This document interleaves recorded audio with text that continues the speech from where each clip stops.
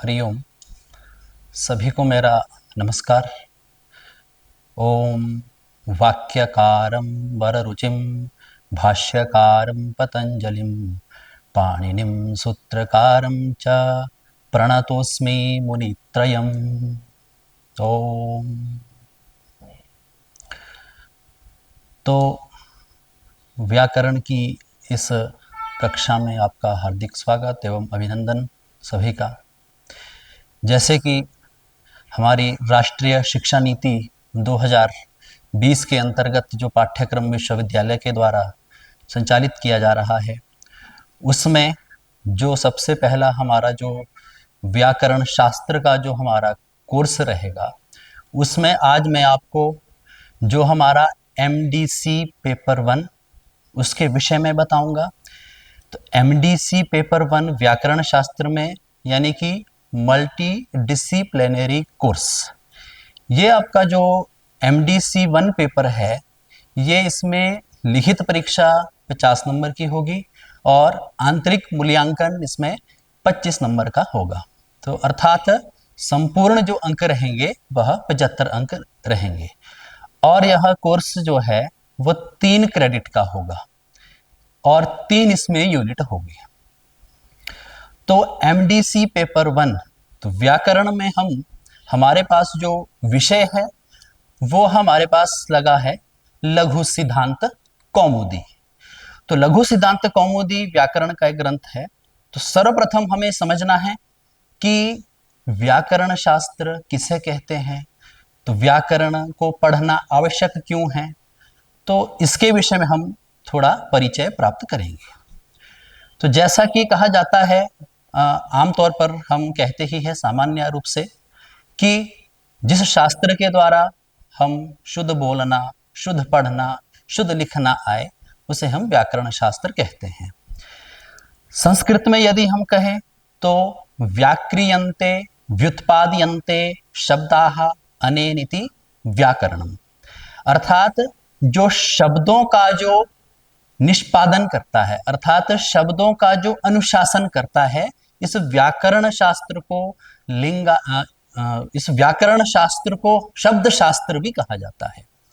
अर्थात यह शब्द शास्त्र है कि शब्दों की निष्पत्ति कैसे होती है, उन शब्दों का अर्थ कैसे होगा, इसको हम व्याकरण शास्त्र के द्वारा जानेंगे, व्याकरण शास्त्र के द्वारा हम इसको समझेंगे।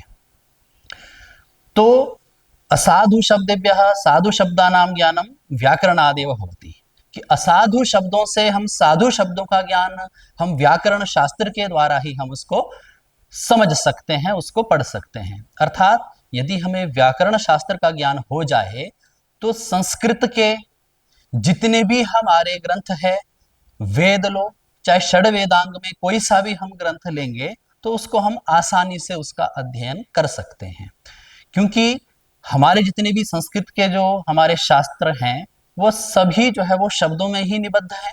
इसीलिए शब्दों का यदि हम ज्ञान प्राप्त करेंगे तो हमें उसका अर्थ भी समझ आ जाएगा। जैसा कि महर्षि जैसा भर्तृहरि जी ने भी कहा है कि अर्थ प्रवृत्ति शब्दानाम शब्दाः एव निबंधनम, कि जो अर्थ की जो प्रवृत्ति होती है उसका निबंधन जो है वो शब्द ही कहा जाता है।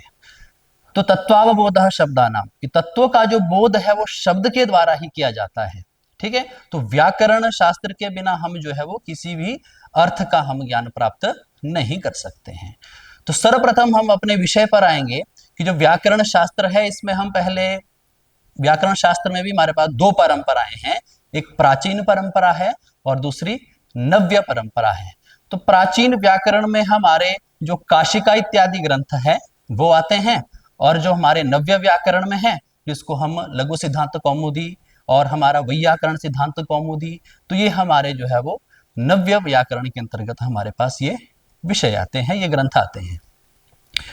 तो सर्वप्रथम में हमारे पास जो व्याकरण शास्त्र की जो हमारे पास परंपरा है वह अनादिकाल से चली आ रही है। जैसा कि कहा भी गया है कि ये नाक्षर समाम्नायम अधिगम्य महेश्वरात् कृत्सनम व्याकरणम प्रोक्तम तस्मै पाणिनये नमः, कि ये नाक्षर समाम्नाय, कि जो अक्षर समाम्नाय है, अक्षर समाम्नाय अर्थात जो हमारा व्याकरण शास्त्र है, उसको अधिगम्य महेश्वरात, महेश्वर से, भगवान शिव से अधिगम्य अर्थात प्राप्त किया, तस्मै पाणिने नमः, ऐसा पाणिनि जी को नमस्कार है।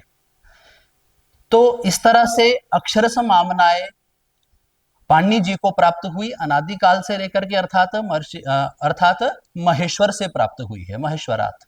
तो इस प्रकार से यह परंपरा अनादिकाल से ही चली आ रही है। जैसे एक उक्ति भी है कि ब्रह्मा बृहस्पते प्रवाच बृहस्पतिरिंद्राय इंद्रो भरद्वाजाय। तो अर्थात व्याकरण का ज्ञान जो है वो अनादिकाल से चला आ रहा है। तो व्याकरण के जो हमारे पास जो त्रिमुनि जो कहे गए हैं, जो त्रिमुनि है व्याकरण के, वो है हमारे महर्षि पाणिनि, महर्षि कात्यायन और महर्षि पतंजलि। तो तीन मुनि हमारे प्रसिद्ध हुए हैं व्याकरण शास्त्र में।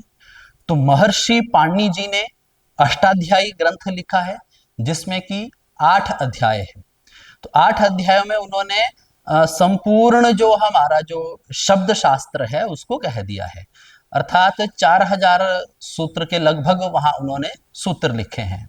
अर्थात ये जो हमारा जो व्याकरण शास्त्र है, तो उसका जो प्रामाणिक ग्रंथ और जो अभी सर्वोपलब्ध है, जो संपूर्ण हमारे भारत में ही नहीं संपूर्ण विश्व में जिसका अध्ययन किया जाता है, वो हमारा अष्टाध्यायी ग्रंथ है।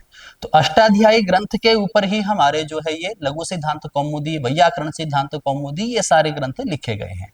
तो मूल जो ग्रंथ है वो है हमारा अष्टाध्यायी ग्रंथ। तो महर्षि पाणिनि जी ने सूत्र लिखे हैं, और जो हमारे दूसरे मुनि है वो है महर्षि कात्यायन। उन्होंने वार्तिकें लिखी है सूत्रों पर, जो सूत्र छूट गए थे उन सूत्रों के बाद जो है वो महर्षि कात्यायन जी ने वार्तिकें लिखी। और वार्तिकें लिखने के बाद जो हमारे तीसरे जो मुनि है वो महर्षि पतंजलि जी है। तो महर्षि पतंजलि जी ने जो महर्षि पाणिनि जी ने सूत्र लिखे और जो महर्षि कात्यायन जी ने वार्तिकें लिखी, उन पर जो है वो प्रत्येक सूत्रों पर अथवा प्रत्येक वार्तिकों पर जो है वो भाष्य लिखा है, अर्थात तो व्याख्या की है प्रत्येक सूत्रों पर महर्षि पतंजलि जी ने। तो इस प्रकार से हमारे व्याकरण शास्त्र में 3 मुनि हुए हैं, जिनको त्रिमुनि व्याकरणम ऐसा भी कहा जाता है। तो 3 मुनि व्याकरण होने के पश्चात हमारे पास ये परंपरा चलने के बाद जो महर्षि जो पाणिनि जी है, उन्होंने जो अष्टाध्यायी जो ग्रंथ लिखा, तो उसको अलग अलग प्रकरणों में विभाजित किया। जैसे श्रीमद् भट्टोजी दीक्षित जी, जिन्होंने वैयाकरण सिद्धांत कौमुदी नामक ग्रंथ लिखा, उसमें अथवा जैसे हमारे पास जो पाठ्यक्रम में एमडीसी पेपर 1 में हमारे पास लगा है लघु सिद्धांत कौमुदी नामक ग्रंथ, तो इसमें भी प्रकरण वाइज, प्रकरण के अनुसार ही यहाँ पर जो है वो ये अध्ययन किया जाएगा। जैसे किस प्रकरण, जैसे संज्ञा के जो सूत्र हैं, जितने भी अष्टाध्यायी में संज्ञा के जो सूत्र लगे उसको जो है वो एक तरफ संज्ञा प्रकरण में रख लिया। संधियों के जो सूत्र हैं उसको संधि प्रकरण बना दिया, और आपके समास के जो सूत्र है उसको समास प्रकरण में कर दिया। स्त्री प्रत्ययों के जो सूत्र है उसको स्त्री प्रत्यय में कर दिया। कारक प्रकरण के जो सूत्र उसको कारक में कर दिया। तो इस तरह से प्रकरण के अनुसार हमारे पास जो है ये ग्रंथ हमें प्राप्त होते हैं, जैसे लघु सिद्धांत कौमुदी और वैयाकरण सिद्धांत कौमुदी। अब जो हमारा जो पाठ्यक्रम एमडीसी पेपर 1 में लगा है लघु सिद्धांत कौमुदी, पहले इस पर आएंगे अब सर्वप्रथम। तो लघु सिद्धांत कौमुदी नामक जो ग्रंथ है, तो इसके प्रवर्तक आचार्य वरदराज जी माने जाते हैं। अर्थात इसके जो प्रवर्तक है, इसके जो लेखक है वो आचार्य वरदराज जी है। तो लघु सिद्धांत कौमुदी जो ग्रंथ है, कि लघु सिद्धांत, जैसे हम इससे समझ रहे हैं कि सिद्धांत है, कैसे सिद्धांत है, लघु है। लघु सिद्धांत सिद्ध अंतः, जिसका अंत कैसा है, सिद्ध है। अर्थात नियम बनाए गए हैं, वो नियम कैसे हैं, लघु नियम है। उन लघु नियमों को ही कौमुदी अर्थात जो प्रकाशित करती है, जो महर्षि जो पाणिनि जी का जो ग्रंथ है उसको लघु सिद्धांत नामक ग्रंथ को पढ़ने से वो ग्रंथ जो है वो प्रकाशित हो जाता है। तो इस तरह से लघु सिद्धांत कौमुदी हमारे पास ग्रंथ है, वो लगा है। तो उसमें जो हमारे पास सर्वप्रथम जो प्रकरण है वो संज्ञा प्रकरण आता है, इस पर बाद में आएंगे। सबसे पहले हम इसका मंगलाचरण देखेंगे कि मंगलाचरण इसमें क्या किया गया है। तो किसी भी ग्रंथ को प्रारंभ करने से सर्वप्रथम मंगलाचरण किया जाता है। वो मंगलाचरण आपका नमस्कारात्मक हो, चाहे वस्तु निर्देशात्मक हो, चाहे आशीर्वादात्मक हो। अब यहाँ पर किस प्रकार का मंगलाचरण किया गया है उसको हम देखेंगे। तो सर्वप्रथम लघु सिद्धांत कौमुदी का जो मंगलाचरण है वो है नत्वा सरस्वतीं देवीं शुद्धां गुण्यां करोम्यहं पाणिनीय प्रवेशाय लघु सिद्धांत कौमुदीम। अब यहाँ पर नत्वा अर्थात नत्वा से ही हम समझ रहे हैं कि यहाँ पर जो है नमस्कारात्मक मंगलाचरण किया गया है। तो इसका अर्थ हम समझेंगे कि नत्वा सरस्वतीं दैवीं शुद्धां गुण्यां करोम्यहं पाणिनीय प्रवेशाय लघु सिद्धांत कौमुदीम। तो करोम्यहं यहाँ पर ये हमारे पास आया है, करोम्यहं अर्थात करोमि अहम इति करोम्यहम। तो करोमि अहम, करोमि के बाद अहम का अ है, ये आगे हम संधि में पढ़ेंगे कि यहाँ पर संधि का नियम आ जाता है कि जो इकार के स्थान पर जो यकार आदेश हो जाता है वो करोम्यहम वहां पर बनता है।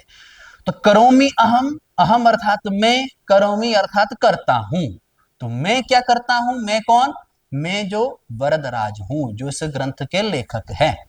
तो मैं क्या करता हूं, तो इसमें बोल रहे हैं कि सरस्वतीं देवीं शुद्धाम गुण्याम, शुद्धाम गुण्याम अर्थात शुद्ध रूपी, गुण्याम अर्थात गुण रूपी, संपूर्ण गुणों से संपन्न। तो शुद्धाम गुण्याम सरस्वतीं देवीं, उस सरस्वती देवी को, अर्थात जो सरस्वती देवी है, सरस्वती देवी के ये विशेषण है शुद्धाम और गुण्याम। शुद्ध रूपी, गुण रूपी सरस्वतीं देवीं, सरस्वती देवी को नत्वा नमस्कार करके, नत्वा अर्थात नमस्कार करके, पाणिनीय प्रवेशाय लघु सिद्धांत कौमुदीम। पाणिनीय प्रवेशाय, कि पाणिनीय प्रवेशाय, पाणिनीय प्रवेशाय का अर्थ क्या हुआ कि पाणिनीय क्या हुआ, तो पाणिनिना प्रोक्तम इति पाणिनीयम, पाणिनि जी के द्वारा जो कहा गया है अथवा पाणिनि जी के द्वारा जो लिखा गया जो ग्रंथ है अथवा अष्टाध्यायी जो ग्रंथ है। तो इसीलिए तो पाणिनीय प्रवेशाय, कि पाणिनि जी के द्वारा जो कहा गया है उसमें प्रवेशाय अर्थात प्रवेश करने के लिए लघु सिद्धांत कौमुदीम करोमि। लघु सिद्धांत कौमुदीम अर्थात लघु सिद्धांत कौमुदी नामक ग्रंथ की मैं रचना करता हूं। ऐसा आचार्य वरदराज जी ने मंगलाचरण किया है अथवा नमस्कारात्मक मंगलाचरण किया है। फिर से इसको एक बार देखेंगे कि शुद्धाम गुण्याम, शुद्ध रूपी, गुण रूपी सरस्वतीं देवीं, सरस्वती देवी को नत्वा नमस्कार करके, पाणिनीय प्रवेशाय, पाणिनि जी ने जो कहा है, पाणिनि जी ने जो लिखा है उसमें प्रवेश करने के लिए लघु सिद्धांत कौमुदी अर्थात लघु सिद्धांत कौमुदी नामक ग्रंथ की मैं रचना करता हूं। तो लघु सिद्धांत कौमुदी नामक ग्रंथ की रचना कर रहे हैं कि पाणिनि में जो है वो पाणिनि जो शास्त्र हैं, व्याकरण जो शास्त्र है उसमें प्रवेश आसानी से अब हो जाएगा, अर्थात उसको आप सरलतया उन नियमों को आप समझ जाएंगे यदि लघु सिद्धांत कौमुदी नामक ग्रंथ को पढ़ेंगे। तो आगे देखिए, तो इसमें सर्वप्रथम जो हमारा जो प्रकरण है वो है हमारा संज्ञा प्रकरण। तो इसीलिए कहा गया कि अथ संज्ञा प्रकरणम, अथ इसके बाद संज्ञा प्रकरणम अर्थात संज्ञा प्रकरण को प्रारंभ करते हैं।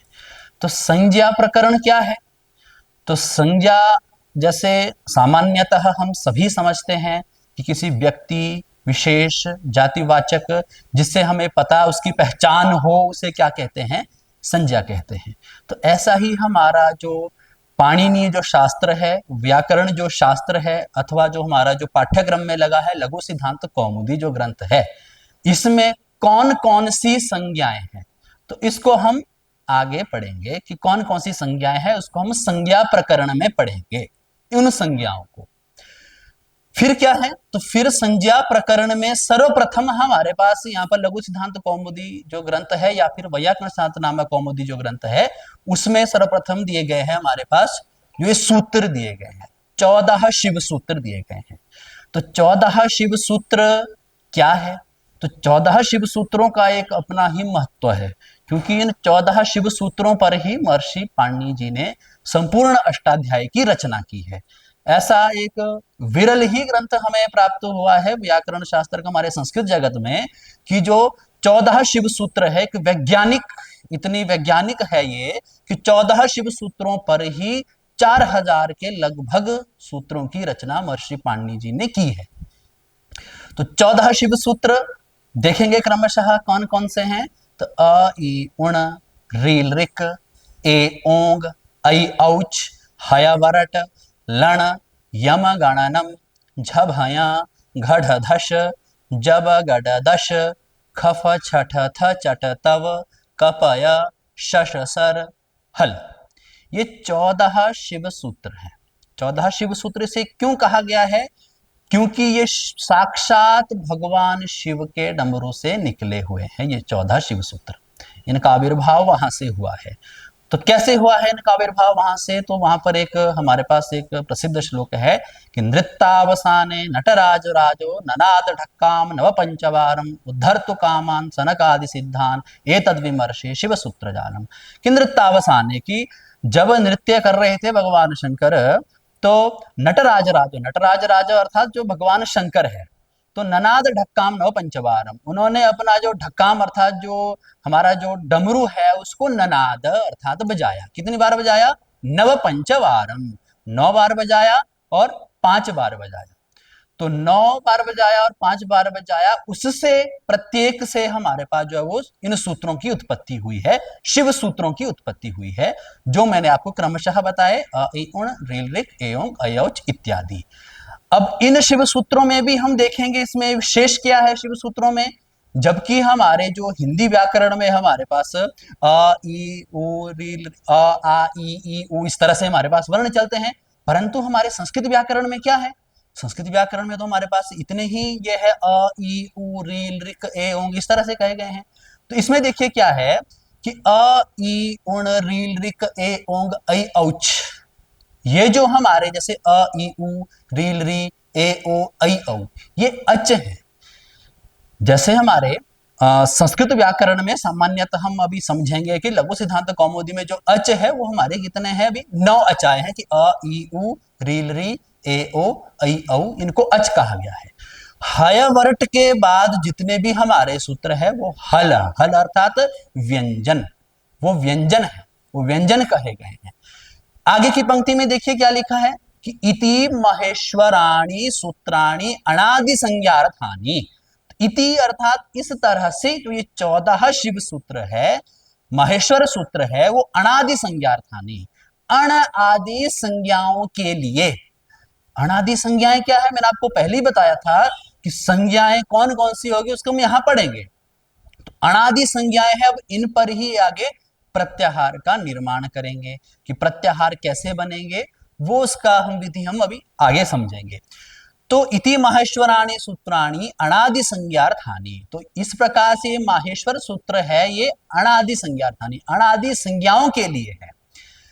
एषाम अंत्या इतः, एषाम अंत्या अर्थात एषाम केषाम, एषाम सूत्राणाम, इन सूत्रों के अंत्या जो अंतिम जो वर्ण है वो कैसे हैं? इतः अर्थात इत संज्ञक है। अब इत संज्ञा क्या है? तो इत भी एक संज्ञा है जिसको हम आगे सर्वप्रथम ही हलंत्यम इस सूत्र में हम आगे उसको पढ़ेंगे। तो एषाम अंत्यायतः, इन सूत्रों के जो अंतिम अंतिम वर्ण है वो कैसे हैं? इत संज्ञक है। इत संज्ञक अर्थात उनका ग्रहण हम नहीं करेंगे। इत संज्ञा क्या हुई? तो आगे उसका इत संज्ञा में क्या हो जाता है? जिसकी संज्ञा होती है उसका तस्य लोप के द्वारा लोप हो जाता है। तो जैसे हमारे पास इत संज्ञा का लोप हो जाता है, तो ऐसे ही हमारे पास यहाँ पर जो अंतिम अंतिम वर्ण है, जैसे अ ई उण में हमारा ण है, ये इत संज्ञक है। रील ऋक में हमारा क है, ए ओंग में हमारा ग है, ऐ औच में हमारा च है, हय वरट में हमारा ट है। इसी तरह से 14 शिव सूत्रों में जो जो हमारे पास अंतिम अंतिम जो वर्ण है उनकी क्या हो जाएगी? इत संज्ञा हो जाएगी। अर्थात अंतिम अंतिम जो वर्ण है उनकी इत संज्ञा कर लेंगे। तो इत संज्ञा में अर्थात जो यदि हम आगे प्रत्याहार बनाएंगे, प्रत्याहार यदि हम आगे बनाएंगे, प्रत्याहारों में जो अंतिम जो वर्ण है उनका ग्रहण नहीं किया जाएगा, क्योंकि प्रत्याहारेषु इताम न ग्रहणम, प्रत्याहारों में इत्संज्ञक जो वर्ण है उनका ग्रहण नहीं होगा, ऐसा मानना है, ऐसा व्याकरण शास्त्र में कहा गया है। आगे देखिए, अब आगे क्या बोले कि हकारादिषु अकार उच्चारणार्थ। अब देखिए, अच तो हमारे पास आए, अ ई ओ, रील री, ए ओ ऐ औ, यहां तक तो हमारे पास अच आए। तो अच अर्थात कितने हुए? 9 हुए। उसके बाद हय वरट के बाद जो हमारे पास जो बाकी सारे वर्ण हैं वो कैसे हैं? व्यंजन वर्ण हैं। ठीक है, तो व्यंजन वर्ण यदि हो है तो हकार आदिशु अकार उच्चारणार्थ, कि हकार आदियों में, हकार आदि क्या है? जैसे हय वरट का ह है, य है, व है और र है, उसमें ह के साथ अ लगा है, य के साथ भी अ है, अर्थात प्रत्येक व्यंजन वर्ण के साथ क्या है? हमारे पास स्वर वर्ण लगा हुआ है। तो वही ये बात कर रहे हैं कि हकार आदिशु अकार उच्चारणार्थ, कि हकार आदियों में जो अकार है वो कैसा है? उच्चारणार्थक है, अर्थात वो केवल उच्चारण करने के लिए है। क्यों उच्चारण करने के लिए है? ऐसा क्यों कहा? ऐसा इसलिए कहा, यदि हकार आदि में हम अचों को नहीं जोड़ते, यदि ह में हम अ को नहीं जोड़ते तो ह का उच्चारण ही नहीं होगा, य का उच्चारण नहीं होगा, व का उच्चारण नहीं होगा, अर्थात स्वरों की सहायता से उनका उच्चारण हमें सरलतया हो जाता है। इसीलिए ग्रंथकार आचार्य वरदराज जी ने ऐसा कहा कि हकार आदिशु अकार उच्चारणार्थ, हकार आदियों में जो अकार है वो उच्चारणार्थक है। तो लण मध्य तो संज्ञक, तो लण मध्य अर्थात जो हमारा 14 शिव सूत्र है उसमें एक हमारा सूत्र आता है लण, यानी कि अ ई उण रील रिक ए ओंग ऐ औच हय वरट लण, लण जो सूत्र है, तो लण मध्य तो इत संज्ञक, तो लण जो सूत्र है उस लण सूत्र में जो हमारे पास अकार है, ल में जो हमारे पास अकार है वो कैसा है? तो इत संज्ञक, वो उच्चारण के लिए नहीं है, उसका प्रयोजन और भी है। तो प्रयोजन उसका क्या है वो हम आगे बताएंगे जब हम प्रत्याहार का निर्माण करेंगे, क्योंकि लण मध्य तो इत संज्ञक, लण मध्य लण सूत्र में जो हमारा अकार है, जो हमारा स्वर है वो कैसा है? इत संज्ञक है, अर्थात उसकी इत संज्ञा होती है। इत संज्ञा क्यों होती है? उसमें हमारे पास यदि प्रत्याहार हम बनाएंगे तो एक र प्रत्याहार बनता है, तो र प्रत्याहार इसीलिए बनेगा यदि हम लणमय जो हमारे पास जो अकार है उसकी जब इत संज्ञा होती है, केवल उच्चारण के लिए नहीं है, अपितु लण मध्य तो इत संज्ञक, लण मध्य में जो अकार है वो इत संज्ञा करने के लिए है, जिससे जो है हमारे पास र प्रत्याहार की सिद्धि हो जाएगी। आगे एक सूत्र आएगा आपके पास इसमें, जैसे उर्ण र पर रह, वहां पर मैं इसको बताऊंगा कि किस तरह से वहां पर जो है वो इसकी इत संज्ञा होती है और किस तरह से र प्रत्याहार बनेगा। तो इसी तरह से अब ये बात यहां तक समाप्त हो गई है हमारी कि जो 14 शिव सूत्र आए, 14 शिव सूत्र के बाद जो हमारे जो अंतिम अंतिम जो वर्ण है वो इत संज्ञक है, उनकी इत संज्ञा होती है, अर्थात उनका ग्रहण नहीं किया जाता है। उसके बाद बोले कि हकार आदिशु अकार, हकार आदियों में जो अकार है वो कैसा है? उच्चारणार्थक है। लण मध्य इत संज्ञक, लण में जो ल में जो अ है वो इत संज्ञक है। फिर सबसे पहले अभी यहां से हमारे पास सूत्र प्रारंभ होते हैं, तो हमारी जो अष्टाध्यायी है उसका क्रम अलग है और यहाँ पर प्रकरण के अनुसार हमारे पास यहाँ क्रम दिया गया है। तो सर्वप्रथम हमारे पास जो लघु सिद्धांत कौमुदी में जो हमारे पास सर्वप्रथम जो सूत्र है वो है हमारे पास हलंत्यम। तो हलंत्यम में देखिए, अब हलंत्यम में कैसे इसका अर्थ हम कैसे स्पष्ट कर पाएंगे कि हलंत्यम सूत्र से होता क्या है, इसका अर्थ क्या है। तो यहाँ पर सूत्रकार, यहाँ पर जो हमारे ग्रंथकार है वो बता रहे हैं कि उपदेशे अंत्यम हलित स्यात्, जबकि हमारे पास यहाँ पर क्या है? हल अंत्यम में हमारे पास कितने शब्द है? एक हल है और एक अंत्यम, दो ही हमारे पास यहाँ शब्द है। तो हल और अंत्यम यदि दो ही शब्द है तो इसका इतना बड़ा अर्थ कैसे बन गया? जो ग्रंथकार ने कहा उपदेशे अंत्यम हलित स्यात्, ये उपदेश कहां से आ गया और ये इत कहां से आ गया? जबकि सूत्र में केवल दो ही पद है, हल और अंत्यम।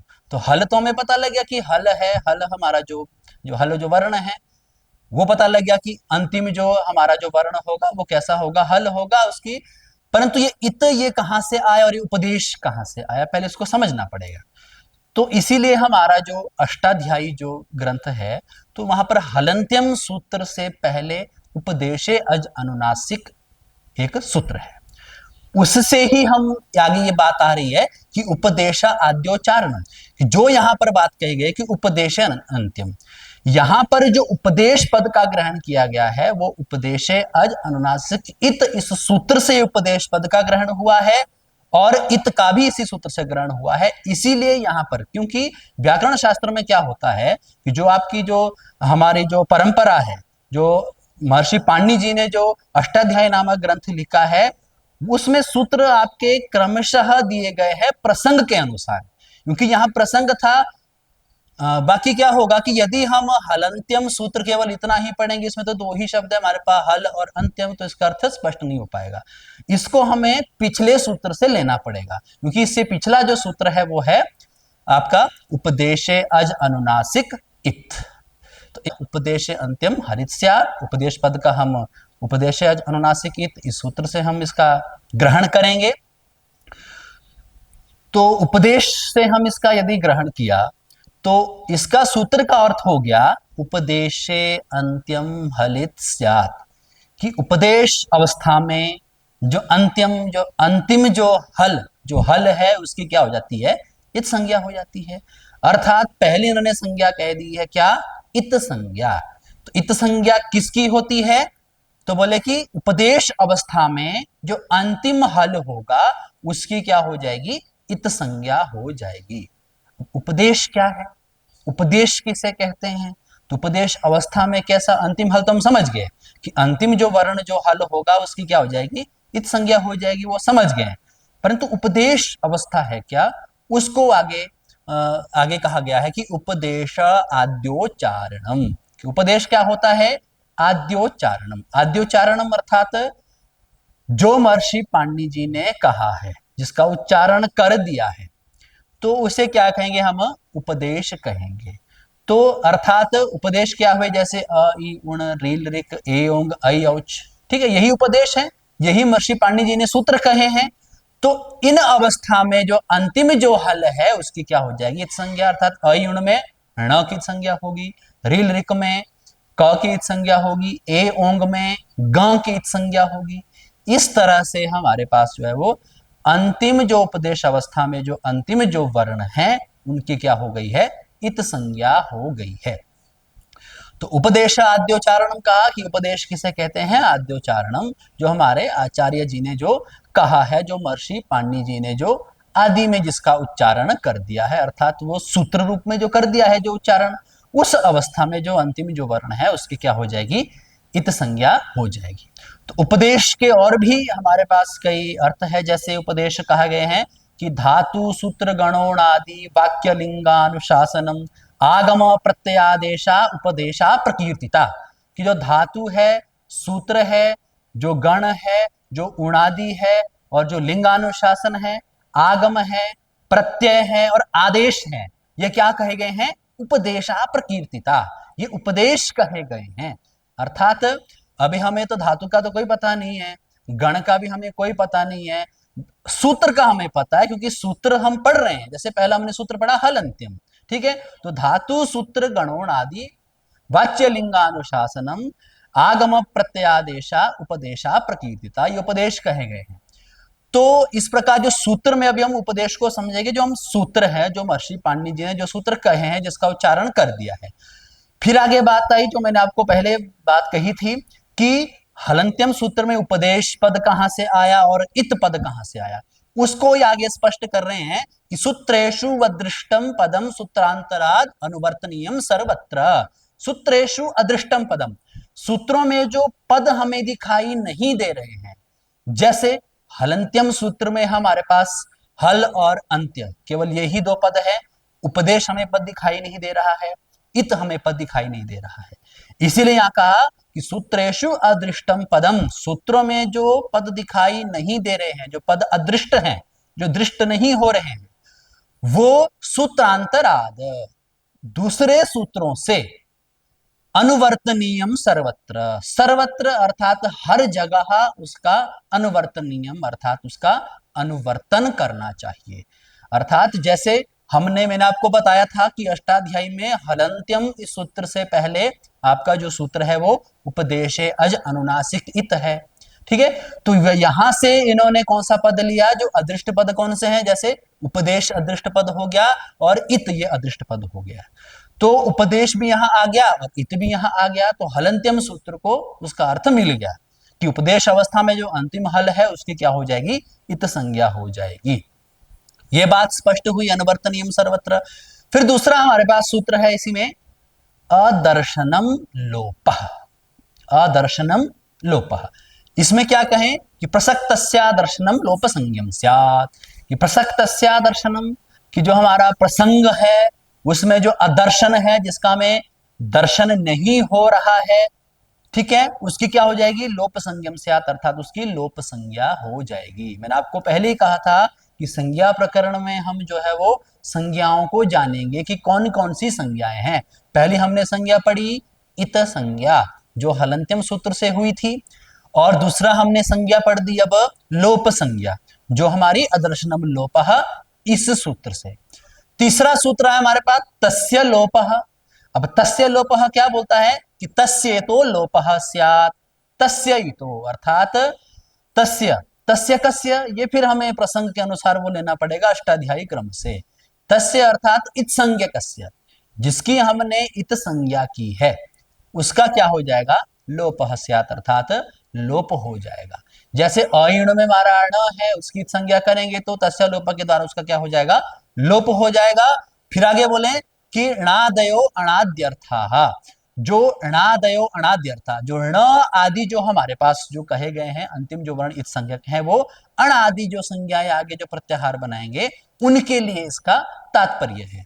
तो इसीलिए अब आगे जो आपका जो विषय आएगा वो आएगा प्रत्याहार के निर्माण करने का, कि प्रत्याहारों का निर्माण किस तरह से किया जाएगा। प्रत्याहारों का निर्माण जो है वो शिव सूत्रों के अनुसार ही किया जाएगा। यदि शिव सूत्र याद होंगे, क्रमशः याद होंगे, तब प्रत्याहार का निर्माण कर पाएंगे। प्रत्याहार का निर्माण करने के पश्चात हमारे जो आगे के जो सूत्र आएंगे उसका हम अर्थ जो है वो स्पष्ट रूप से समझ पाएंगे। तो अभी हमने सर्वप्रथम समझा कि लघु सिद्धांत कौमुदी हमारे पास पाठ्यक्रम में जो लगा है उसके प्रवर्तक आचार्य जो वरदराज जी है वो हमने पढ़ा।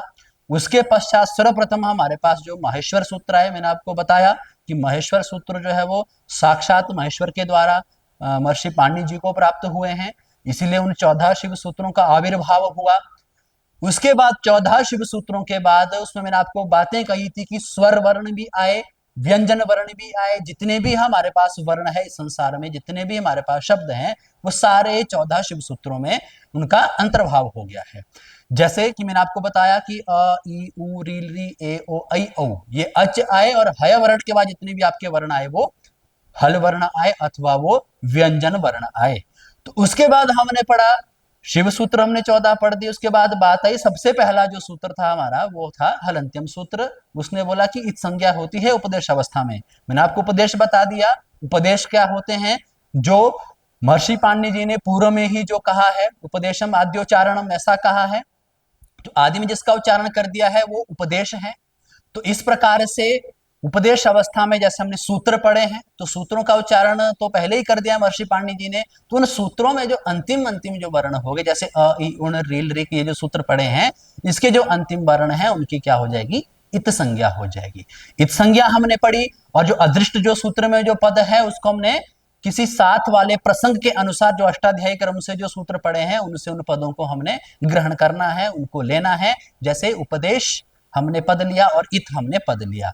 उसके बाद हमने दूसरी संज्ञा पढ़ी, हमने लोप संज्ञा जो अदर्शनम लोपः इस सूत्र के द्वारा हुई है। उसके बाद लोप संज्ञा जिसकी हुई है तस्य लोप से उसका जो है वो लोप हो जाएगा। तस्य लोप अर्थात तस्य कस्य, ये प्रसंग के अनुसार हमें लेना पड़ेगा। तस्य इत संज्ञकस्य, जो हमारा जो इत संज्ञक जो वर्ण है उसका क्या हो जाता है, तस्य लोप से लोप हो जाता है। लोप होना क्या होता है, लोप अर्थात वह वहां से पद जो है वो अदृष्ट हो जाता है वह वर्ण।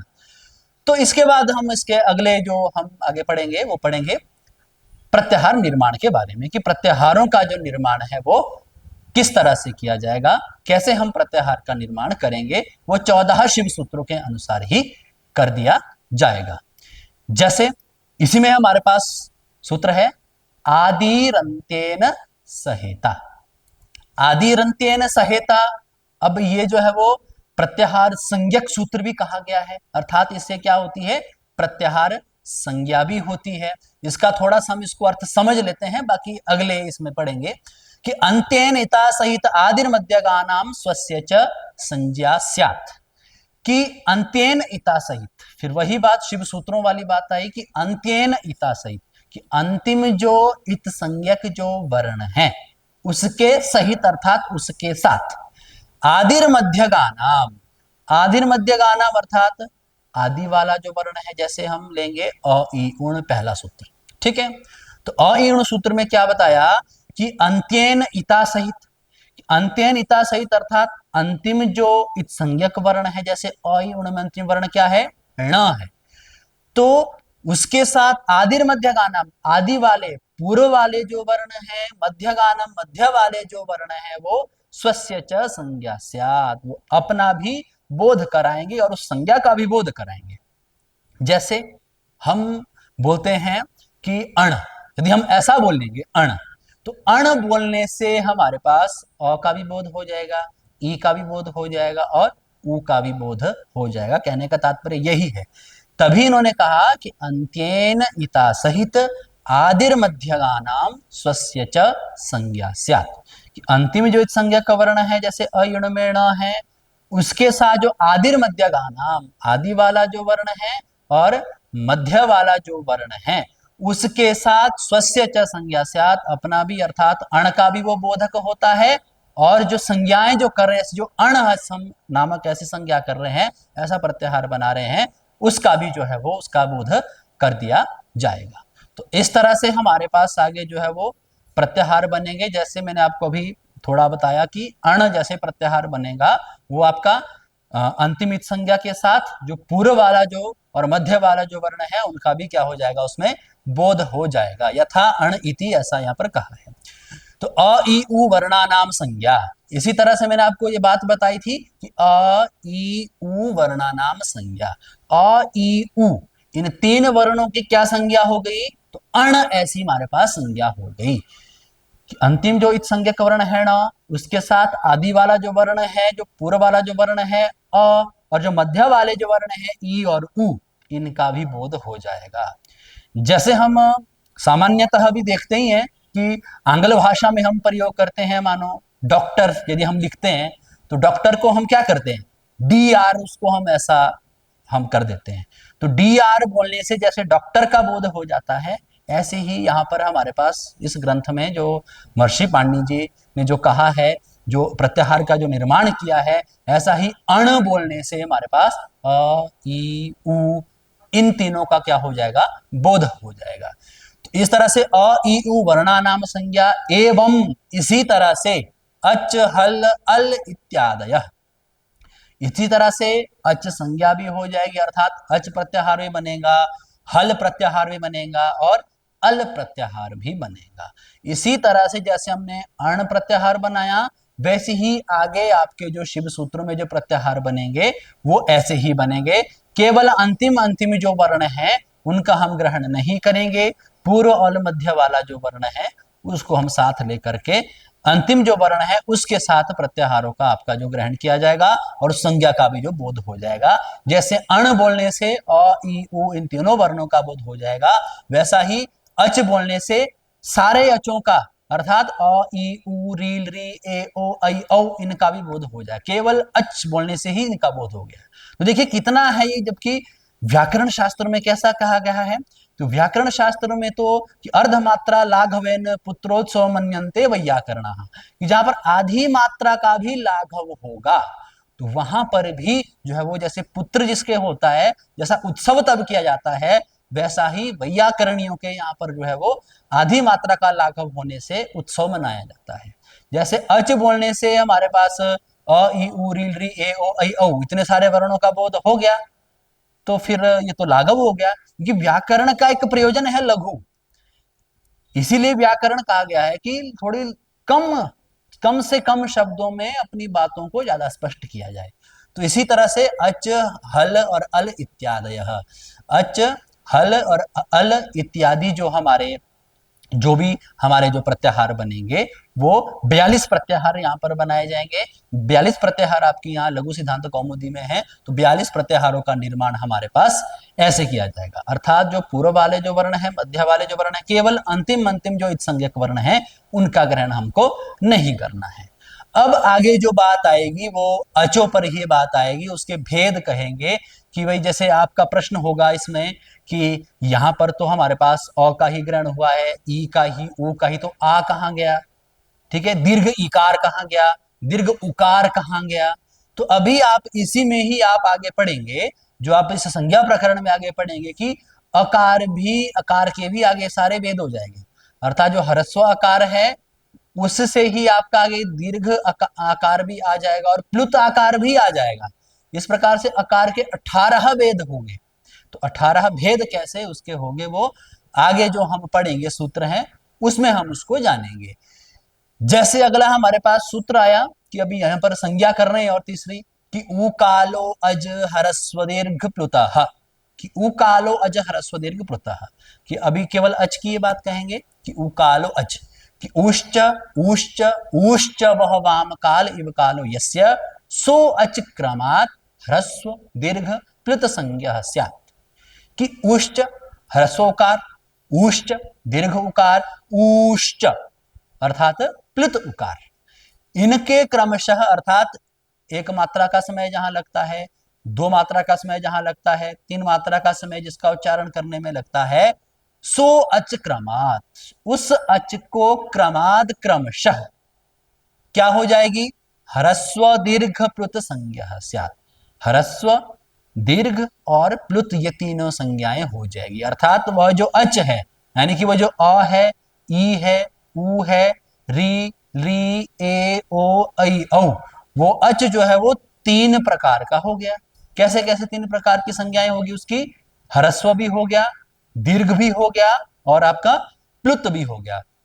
स प्रत्येकम उदात्तादि भेदेन त्रिधा, स अर्थात स का ग्रहण कहां से लेंगे, जिसकी हम बात कर रहे हैं, किसकी बात कर रहे हैं, अभी अच की बात कर रहे हैं। स, सो अच, वह जो अच है उसके प्रत्येकम उदात्तादि भेदेन त्रिधा, प्रत्येक अर्थात प्रत्येक जो हमारा जो अ है, जो ई है, जो ऊ है, वो उदात्त आदि भेदेन त्रिधा, उदात्त आदि भेद से तीन प्रकार का कहा गया है, तीन प्रकार की उसकी संज्ञाएं होंगी। पहले तो उन्होंने संज्ञा की ह्रस्व दीर्घ और प्लुत, किसकी, उस अच की, उस आकार की। फिर उन्होंने बताया कि स प्रत्येकम उदात्त आदि भेदेन त्रिधा, उदात्त आदि भेद से वह तीन प्रकार का है। तीन प्रकार का कैसा है, तो इसमें बताया कि उदात्त, अनुदात्त और स्वरित, इस प्रकार से वह अच जो है वो तीन प्रकार का होगा। तो तीन प्रकार का देखिए, अब उदात्त किसे कहते हैं, अनुदात्त किसे कहते हैं, स्वरित किसे कहते हैं, अब हमें यह प्रश्न भी उत्पन्न होता है। तो उदात्त के लिए यहां पर सूत्र आया हमारे पास उच्चैरुदात्त, और अनुदात्त के लिए आया निच्चैर अनुदात्त, और स्वरित के लिए आया समाहारः स्वरितः। इसका सामान्यतम अर्थ समझेंगे कि उच्चैरुदात्त, कि उच्चैरुदात्त अर्थात कि तालु आदि स्थान, तालु आदि स्थान से जो हमारे ऊर्ध्व भाग से हमारे जिस शब्दों का उच्चारण किया जाता है उसे कहते हैं उदात्त, अर्थात ऊपर वाले भाग से, तालु आदि स्थान के ऊपर वाले भाग से जिसका उच्चारण किया जाए। निच्चैर अनुदात्त, तालु आदि स्थान के नीचे वाले भाग से जिसका उच्चारण किया जाए उसे कहेंगे अनुदात्त। अभी उच्चारण हम कहेंगे कि उच्चारण क्या है, कौन से वर्णों का किस तरह से हमको उच्चारण करना है, किस वर्ण का उच्चारण स्थान कौन सा है, ये भी अभी इसी में संज्ञा प्रकरण में ही हमारे पास आगे बात आएगी। ठीक है, उदात्त, अनुदात्त और स्वरित। तो उच्चैरुदात्त, निचैरुदात्त, समाहारः स्वरितः, अर्थात जिसमें दोनों वर्ण धर्म आएंगे, उदात्त के भी और अनुदात्त के भी, वो समाहार जहां पर हो जाएगा उसको जो है वो स्वरित कहते हैं। तो अभी हमने ये समझा कि उच्चैरुदात्त, निचैरुदात्त और समाहारः स्वरितः। फिर आगे देखो, आगे क्या बात है इसमें, आगे इसी में ये कोड कर रहे हैं कि स नवविधोपि, इस प्रकार से वह 9 प्रकार का वो अच, 9 प्रकार का जो अच है वो कैसा हो जाएगा, प्रत्येकम अनुनासिकत्व अनुनासिकत्वाभ्याम द्विधा। वो 9 प्रकार का जो अच है वो पुनः अनुनासिक और अननुनासिक भेद से दो दो प्रकार का हो जाएगा। अथवा कैसे होगा, जैसे उन्होंने पहले उस अच की संज्ञा की ह्रस्व दीर्घ और प्लुत, ठीक है। उसके बाद उसने 3 प्रकार का फिर कहा कि भाई उदात्त, अनुदात्त और स्वरित, ये 3 कही बातें। तो उदात्त उच्चैर उदात्त, निचैर अनुदात्त, समाहारः स्वरितः। वह जो अच है वो ह्रस्व उदात्त का हो गया, फिर आपका ह्रस्व अनुदात्त हो गया, फिर आपका ह्रस्व स्वरित हो गया। तो इसी प्रकार से 9 प्रकार का होने पर वो अनुनासिक और अननुनासिक भेद से 2 प्रकार का फिर से कहा गया कि अनुनासिक क्या है, अनुनासिक क्या है, वो अब आगे एक सूत्र आएगा कि इसके बाद वाला जो सूत्र है वो मुख नासिका वचनों अनुनासिका, उसको उसमें कहेंगे। अभी यहाँ पर क्या बोले कि वह जो अच है वो अनुनासिक और अननुनासिक भेद से 2 प्रकार का पुनः हो जाएगा। अथवा क्या हुआ कि ह्रस्व उदात्त अनुनासिक और ह्रस्व उदात्त अननुनासिक। फिर आपका ह्रस्व दीर्घ उदात्त, जो आपके ह्रस्व दीर्घ प्लुत जो हमने संज्ञाएं की थी, फिर दीर्घ उदात्त अनुनासिक, दीर्घ उदात्त अननुनासिक। फिर आपका ऐसा ही होगा, फिर आपका प्लुत प्लुत उदात्त अनुनासिक और प्लुत उदात्त अननुनासिक। इस प्रकार से प्रत्येक वचन इस प्रकार से उसके भेद हो जाएंगे। ह्रस्व के भी वैसे ही होंगे, दीर्घ के भी वैसे ही होंगे, प्लुत के भी वैसे ही होंगे। अर्थात इस प्रकार से इसके स नविदो प्रत्येक अनुनासिक अनुनासिकत्वाभ्याम द्विधा, अनुनासिक और अननुनासिक भेद से हम इसको 2 प्रकार का कर लेंगे। फिर उसके बाद आगे आगे इसी में हमारे पास जो सूत्र आया है वो आया है कि भाई अनुनासिक क्या है। तो आगे बोले कि भाई मुख नासिका वचनो अनुनासिक, कि अनुनासिक और जो अनुनासिक भेद से 2 प्रकार का बताया है वो कैसे हैं। तो अनुनासिक किसे कहते हैं, तो सूत्र में बताया गया कि मुख नासिका वचनो अनुनासिक, कि मुख सहित नासिकयोच्चार्यमाणो वर्णो अनुनासिक संज्ञा स्यात्, कि मुख और नासिका से जिन वर्णों का उच्चारण होता है उसे क्या कहते हैं, अनुनासिक कहते हैं। अर्थात उसकी अनुनासिक संज्ञा हो जाएगी और इसके जो विपरीत होगा वो अनुनासिक होगा। यदि हमने अनुनासिक समझ लिया तो उसके बाद ही हमारा जो विपरीत है वो क्या है, वो अनुनासिक हो जाएगा।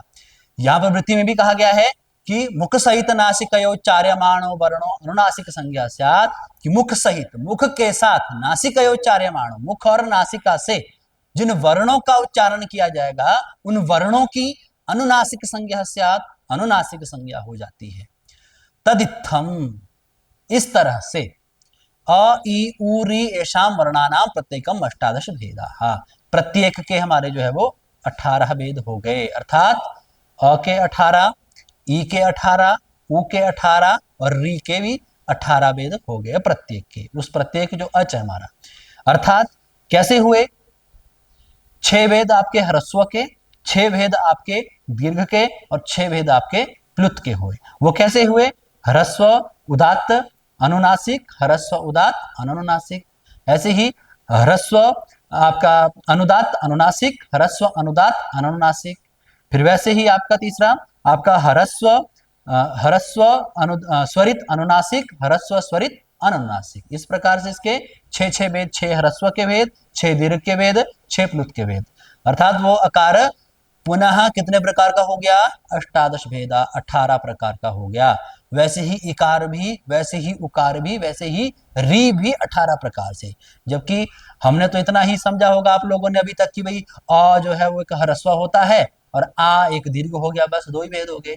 परंतु व्याकरण शास्त्र पढ़ने से हमें यह पता लगा कि वो अकार जो है वो 18 प्रकार का है।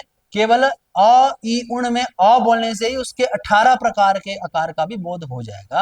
वो मैंने आपको बता दिया है कि 18 प्रकार कैसे हैं, ह्रस्व है, दीर्घ है और प्लुत है। ऐसे ही ई है, उ है, री है। तो री वर्णस्य द्वादश तस्य दीर्घाभावात्।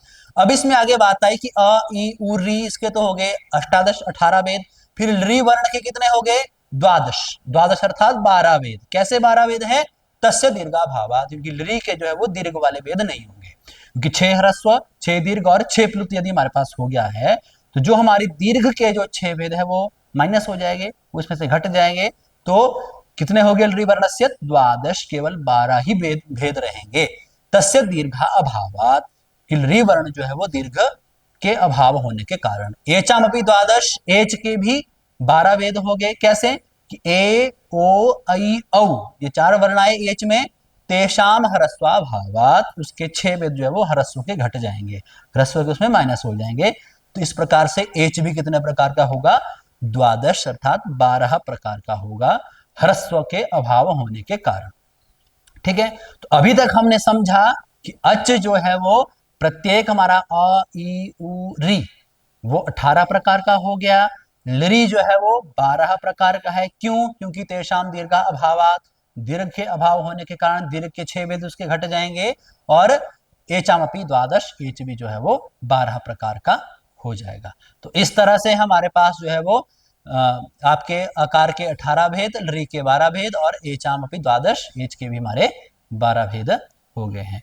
तो इस तरह से हमने अभी तक ये जो हमने कुछ मुख्य संज्ञाएं पढ़ी है उसके बारे में हमने जाना। जैसे हलंत्यम हमने सूत्र पढ़ा, अदर्शनम लोपः, तस्य लोपः, आदिरंत्येन सहिता, वो कालो अज ह्रस्व दीर्घ प्लुतः, और उसके बाद उच्चैरुदात्तः, निच्चैरुदात्तः, समाहारः स्वरितः और मुखनासिका वचनो अनुनासिकः। तो इसको हम यहीं तक अभी समझे रहेंगे। इस प्रकार से यहाँ तक हमारे जो है वो इतने भेद हो गए हैं। ठीक है, तो अकार के 18 वेद हो गए, इकार का भी 18, उकार का भी 18, री के भी हम 18 भेद, री वर्णस्य द्वादश, री के 12 और एच के भी 12 वेद हो गए हमारे ह्रस्वा अभावात, ह्रस्व होने के कारण। तो इस तरह से हमारे 12 भेद होने से अब आगे जो आपका विषय आएगा वो आएगा वापस में स्वर्ण संज्ञा करने का। स्वर्ण संज्ञा किससे होगी? स्वर्ण संज्ञा विधायक सूत्र कौन सा है, ऐसा विषय आपके पास आगे आएगा। स्वर्ण संज्ञा किसे कहते हैं उसको मैं आपको आगे आने वाले जो हमारा जो सत्र होगा उसमें मैं आपको बताऊंगा कि भाई स्वर्ण संज्ञा क्या है, किसे कहते हैं, स्वर्ण संज्ञा विधायक सूत्र कौन सा है, जो हम आगे पढ़ेंगे। और उसके बाद स्वर्ण संज्ञा के अंतर्गत हमारे पास उच्चारण स्थान इत्यादि आएंगे। तो इसको भी जाने रहो। तो हमने अभी ये संज्ञा प्रकरण हमने प्रारंभ किया, यहाँ तक हमने इसको अच्छी तरह से सूत्रों को समझा, एक एक पंक्तिशः एक एक शब्द को हमने इसको जाना। तो इस तरह से हमारे पास ये आज का जो विषय है ये हमारे पास यही समाप्त होता है। कि आपका जो हमने अभी यहाँ तक रखा कि मुखनासिका वचनों अनुनासिका, केवल इस सूत्र तक हमने जो भेद बताए इसके, और चूंकि आपको जो भेद बताए जैसे अ ई उ री इस प्रकार से भेद बताए कि 18 प्रकार का, लरी वर्ण आपका 12 प्रकार का कैसा है, और आपका एच भी जो है वो 12 प्रकार का कैसा है। तो इस तरह से हमारा यही जो पाठ जो है वो आज का ये समाप्त होता है। धन्यवाद।